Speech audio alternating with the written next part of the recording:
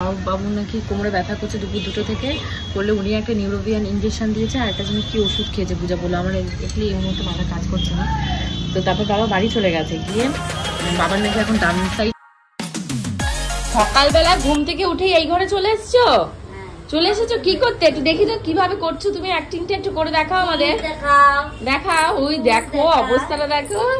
ওরে বাবা, চুল দেখাচ্ছে, সব দেখাচ্ছে। আস্তে আস্তে এই যে লাইট জ্বালিয়ে দাও। এই দেখো, ওরে বাবা, ওরে বাবা, এটা কে রে? এটা কে? এটা কে? ও মা, শিবানীদির সাথে দাঁড়িয়ে দাঁড়িয়ে এইখানটা খেলছে ও। মামা ভালো লাগছে তোমার? ভালো লাগছে? দেখো বসে পড়েছে কিভাবে। ও বাহ, তোমাকে কি সুন্দর লাগছে গো। Nice nice.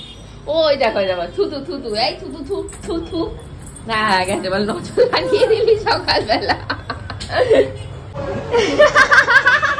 এরকম হাসি কে শিখিয়েছে তোমাকে? কে শিখিয়েছে? কে? ও দিদি, দিদি নাকি শিখিয়েছে। ও বাবা,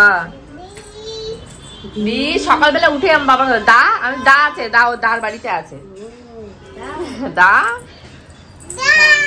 ছবিতে সবাইকে আইডেন্টিফাই করতে পারে, পিপি কোনটা, কাকা কোনটা, বাবা কোনটা, ওর মাসি কোনটা, তারপর দাদু, দিদা, মা, সব আইডেন্টিফাই করতে শিখে গেছে।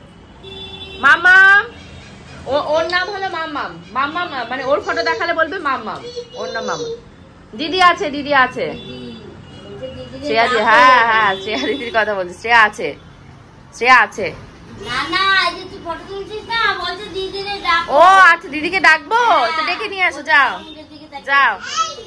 এই ওই যাচ্ছে, দিদিকে ডাকতে যাচ্ছে, শ্রেয়াকে ডাকতে যাচ্ছে। হ্যাঁ, সকালবেলা ব্রেকফাস্ট বাটার, ডিম ভাজা আর হলো ভাত, এটাই খেতে হবে এখন, আর কিছু করেন। আর এই হলো তোমাদের লিটল গোল্ড। কোথায় কোথায় সে কোথায়? ক্যামেরাতে ধরা পড়ছে না কেন? চুলগুলো পুরো কি অবস্থা গো। ঘড়িতে বাজে 12টা, আজকে আমারও পুরো 12টা হয়ে গেছে। ওই দেখো তোমাদের লিটল গোল্ডের অবস্থা। সে ঢুকে গেছে আজকে রান্নাঘরে সমস্ত লন্ডভন্ড করার জন্য, এখানে যা পাচ্ছে সব বের করছে। আর এইখানে আমি বসিয়ে দিয়েছি কাঁচা টমেটোর ডাল, এখানে মুসুর ডালটা আমার সিদ্ধ হয়ে গেছে। আর এখানে তোমাদের লিটল গোল্ডের খাবার বসিয়ে দিয়েছি। আর এখানে একটু উচ্ছে কেটে নিয়েছি একটু ভাজা খাওয়ার জন্য। আর জানি তোমাদের লিটল গোল্ডের বাবা কি বাজার নিয়ে আসবে। আর এই দেখো ময়না, আজকে নাকি উজ্জ্বলদার শরীর খারাপ। ভাই আমার থেকে শরীর খারাপ কি কারো হয়? উজ্জ্বলদা আজকে আসেনি, ব্যাস ওকে ধরার কেউ নেই। এখন হয়ে গেছে, যেটুকু হয়েছে এটুকু দিয়েই খাওয়া দাওয়া করবো, বেশি কিছু যাবো না। এখন ভাতটা শুধু বসাতে হবে। ওই দেখো একটা শুকনো লঙ্কা দেখতে পাচ্ছ, বের করবো।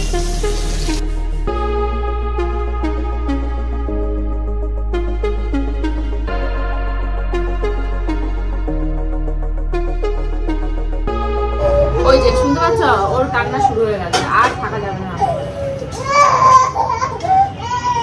দাঁড়াও দাঁড়াও দাঁড়া, নেবো নেবো নেবো নেবো, দাঁড়াও মা দাঁড়াও। এই তো ভাত চালটা ধুয়ে নি, দাঁড়াও। ওই যে সব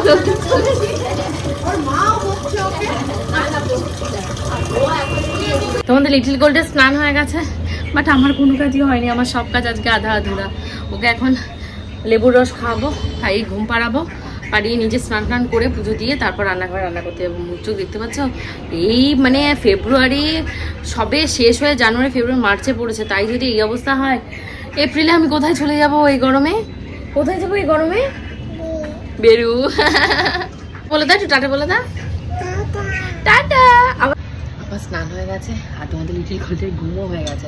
এখন তাড়াতাড়ি যেতে হবে ঠাকুর ঘরে পুজো দিতে, আর রান্না আধা আধুরা রয়েছে, সেগুলো পুরোটা কমপ্লিট করতে হবে। কত হেডেক, প্রায় ঘুরতে 2টো বাজতে গেল।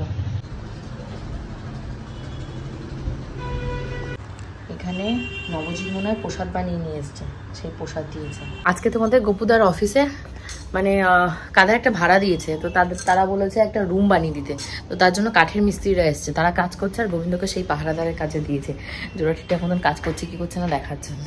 ও সেখানে গেছে। বাজছে এক্স্যাক্টলি 2টো, ব্যাক টু ব্যাক 2টো ভয়েস ওভার দেবো, তারপর রান্না করে দেবো, যা হবে হবে। আমাদের গোপুদা এইমাত্র এসে আমাকে বলছে যে বাবা নাকি শরীরটা খারাপ লাগছে, বাবা দোকানে ছিল, তা পূজা এসছে, পূজাকে তারপর ফোন করেছি যে বাবা বাড়িতে চলে গেছে। এবার শুনছি যে বাবু নাকি কোমরে ব্যথা করছে দুপুর 2টো থেকে, করলে উনি একটা নিউরোভিয়ান ইঞ্জেকশন দিয়েছে আর একটা জিনিস কি ওষুধ খেয়েছে পূজা বললো। আমার দেখলে এই মুহূর্তে মাথা কাজ করছে না। তো তারপর বাবা বাড়ি চলে গেছে, গিয়ে বাবার নাকি এখন ডান সাইড যেটা সেটা নাকি কাজ করছে না, অসার লাগছে, হেঁটে হেঁটে এসছে বাড়িতে, তারপর হাফ রাস্তা রিক্সা এসছে। তো তোমাদের গোপুদা এখনই বেরিয়ে যাচ্ছে, ওনাকে মণিপাল মনে হয় নার্সিং হোমে নিয়ে যাবে অ্যাম্বুলেন্সে করে, যে বেরোচ্ছে। এখন আমিও চটপট করে এই সমস্ত পরিষ্কার করি। আমি মেয়েকে গাছ উজ্জ্বলতা আসেনি, মেয়ের জন্য আমি বসে গেছি, রান্না বান্না আছে, কিচ্ছু করতে পারি। মেয়ে এসে কেউ না ধরলে আমি আগুনের কাছে যাবো না।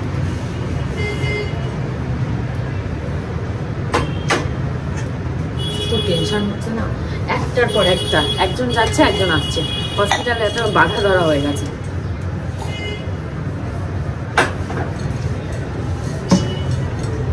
আমাদের গোপুদাই তো বেরিয়ে গেল, এখন তাড়াতাড়ি করে বললাম যে তাড়াতাড়ি করে যাও, বাবু শুয়ে আছে। মাকে ফোন করলাম, মা বললো বাবু শুয়ে আছে, ওদের লিটিল করে ঘুমাচ্ছে, উঠেনি এখন।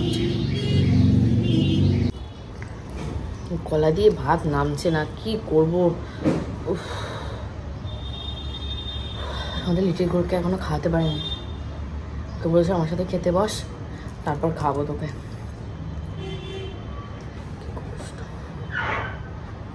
কি হয়েছে? ও খালি বলছে দাদা দাদা। খাবা বা খাবা খাবা।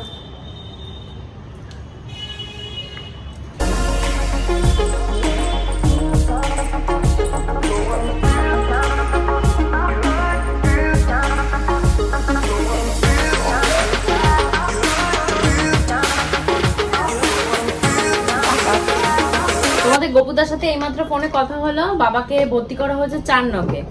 বললো একটু ইমপ্রুভমেন্ট হয়েছে, আগে বলছিল যে কথাগুলো মানে জড়িয়ে জড়িয়ে যাচ্ছে। আমি বললাম না, ওখানে যেহেতু আমি নেই, সঠিক ইনফরমেশন আমি দিতে পারবো না ততক্ষণ না কেউ ওখানে দেখে বলবে, কারণ মার কাছে তো অত শোনা যায় না। তা বললো কথা জড়িয়ে যাচ্ছিল, এটা একটা ছোটখাটো বলছে ব্রেন স্ট্রোক ছিল, ব্রেন স্ট্রোক মানে হার্ট স্ট্রোক নয়, বা হার্ট অ্যাটাক নয়, এটা ব্রেন স্ট্রোক ছিল। তাই ব্রেনের নার্ভগুলো মানে যাতে শিরাতে রক্ত আটকে না যায়, রক্ত যাতে জমাট বেঁধে না যায়, বলছে 35,000 টাকা দামের কি নাকি একটা ইঞ্জেকশন দিয়েছে, ওষুধ না ইঞ্জেকশন, এখন সেটাও আমি ক্লিয়ার করে বলতে পারছি না। তাই বললাম বাবা এটা কি ইঞ্জেকশন যে এত টাকা?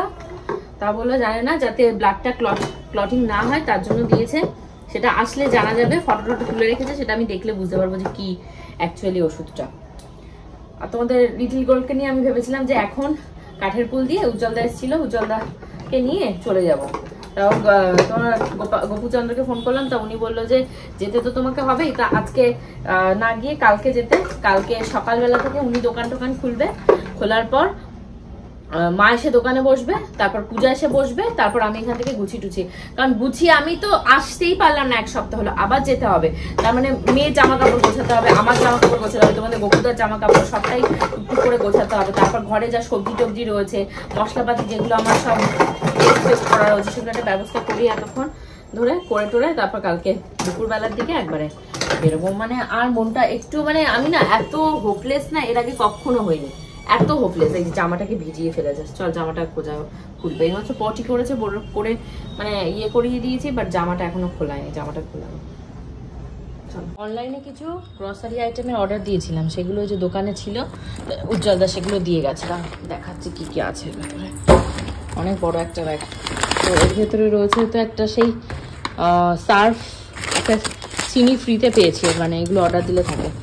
একটা রয়েছে তোমাদের চা, তারপর এখানে রয়েছে আমি যে শ্যাম্পুটা ইউজ করি সেই শ্যাম্পুটা, আর এখানে রয়েছে কতগুলো বাসন মাজার সাবান, আর এটাও আমি ফ্রিতে পেয়েছি, কি জানো এটা রোস্টেড ক্যাশু।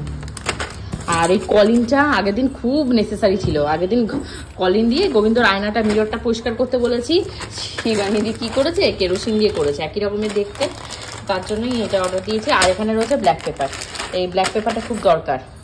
কি হবে এবার, কি হবে এগুলো দিয়ে তুমি বাসন টাসন মাজা শুরু করবে? নাও নিয়ে তারপর দেখো মজা কত। হেঁটে বেড়াচ্ছে। এখানে যে 2 প্যাকেট খিচুড়ি উজ্জ্বলদা কোথা থেকে জোগাড় করে নিয়ে দিল, নিচে যে দিয়ে যাচ্ছিল কোথাও অনুষ্ঠান, মামুনকে বলছি মামুন যাওয়ার সময় 1 প্যাকেট নিয়ে যাবে, খিচুড়ি ভালো হয় খেতে।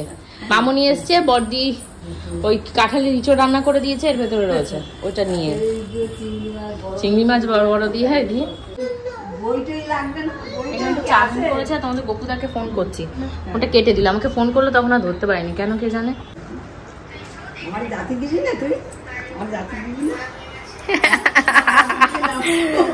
ও বাবা, ব্যাগ রেখে দাও, ব্যাগ রেখে দাও মা, দিদিকে যেতে দেবো না। যাবে না? দিয়ে দি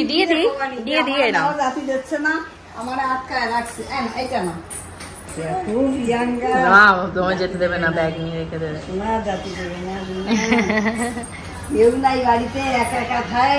ওর জন্য ওর কষ্ট বেশি। হ্যাঁ, উজ্জ্বল দাকে পেলে কি করবে? ওই যে দরজা খুলে যাচ্ছে। হ্যাঁ, ওই দরজা খুলে দেখো চলে গেছে। এই পাখি, আসো আসো। হ্যাঁ হ্যাঁ, এটা বিয়ের সময় ফটো ছিল বাবা। তোলার মুখখানা গোল আর মৌসুমীর মুখটা একটু লম্বা। উনি আগে যাবে, উনি আগে আগে গিয়ে দাঁড়িয়ে থাকবে, আর ছাড়বে না। খুলে দিচ্ছে, তোমার সাথে যাবে। চলে যাবি? তোর কাজ নেই খেয়ে তুই চলে যাবি? এরকম এত সহজ? খালি ঘুরু ঘুরু। দাদা হসপিটালে, উনি ঘুরু ঘুরু যাচ্ছে। তোমাদের গোপুদার অবস্থা, ও হসপিটাল থেকে এসে এইভাবে সোফাটাকে ইয়ে করে রেখেছে, ওনাকে দেখানো যাবে না, পুরো উলঙ্গ। কালকে ওই বাড়িতে চলে যাব, আবার কয়েকদিন থেকে আসতে হবে, কারণ বাবু তো হসপিটালে রয়েছে, তো দোকানে তো বসতে হবে, আর হসপিটালে যাওয়ার দায়িত্ব তোমাদের গোপুদার। তো দেখা যায়, এখন তোমাদের লিটল গোল্ডের কিছু জামা কাপড়, আমার জামা কাপড়, তোমাদের গোপুদার কিছু জামা কাপড়, ওগুলো সব গুছিয়ে নেবো।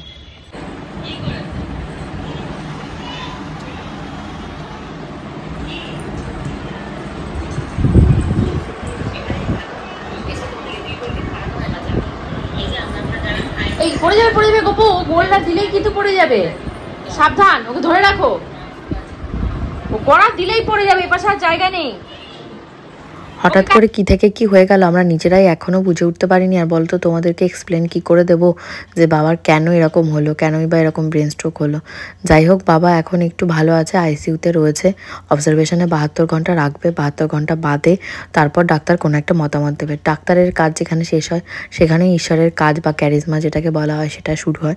তো ভগবানকে সবাই মিলে আমরা ডাকছি, তোমরাও ডাকো, বাবা যেন খুব তাড়াতাড়ি আবার বাড়িতে আসতে পারে, খুব তাড়াতাড়ি বাবার বাংলাদেশে যাওয়ার ট্যুর রয়েছে, সেটা যেন সফল হতে পারে। মায়ের কাছে আমার দুটো ব্যাগ পাঠিয়ে দিয়েছি, গোল্ডের কিছু জামা কাপড় আমার, তোমাদের গোপুদার নিয়ে চলে গেছে। আর কোনো টেনশন নেই, কালকে দুপুরবেলা আর এখানে রান্নাবান্না করবো না, একবারে ওখানে গিয়ে খাবো। এখান থেকে লিটল গোল্ডকে স্নান টান করে নিয়ে যাবো। হোপফুলি আজকে ব্লগটা তোমাদের ভালো লেগেছে। আর ভালো আমার লাগছে না, বাবা যতক্ষণ বাড়িতে আসে, মানে কিছু আর বলতে পারছি না। আমি এত মানে অস্থির লাগছে, এত মানে ইয়ে হচ্ছে, মানে সত্যি কথা কি একটা মিক্সড ফিলিংস হচ্ছে, মানে আমি এক্সপ্রেস করতে পারছি না যে কী ফিলিংস হচ্ছে, বাবা কতটা মানে আমার কি।